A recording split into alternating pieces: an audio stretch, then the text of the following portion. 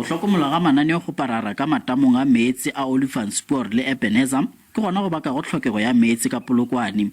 Matamo a mabedi ao a lego ka fase ga bolaodi bja khamphani ya meetse ya Lepelle Northern Water a na le mengwaga a sa lokišiwe.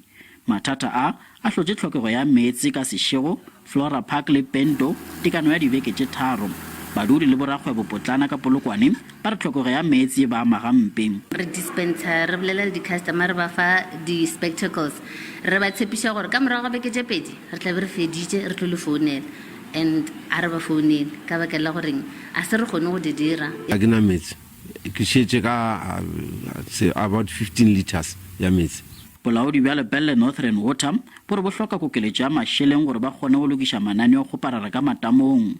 The total upgrade for the whole for Polokwane, that will be over a 6-year program to make sure that there is complete water security and water supply to the city. Mmasepala wa Polokwane o tshepišitše badudi gore ba tla hwetša meetse mo mafelelong a beke. Se re ka se tshepišang setšhaba ke gore ga bjalo dipompo tšeo di ile go lokišiwa e no ba gore go bile le bothata gore dipompo tšeo di be di santse ba di replaceitšwe tšatši la maobane gore tšatši la lekgone be le gore batho ba hloka meetse fela go a hwetšagala gore go sana le bothata mo dipompong tšeo di bušeditšwe morago. Lepelle Northern Water e re tlo ba tšea tekano ya mengwaga e tshela gore ba lokiše metheokgoparara ka matamong gore badudi ka Polokwane ba hwetše meetse go ya go ile.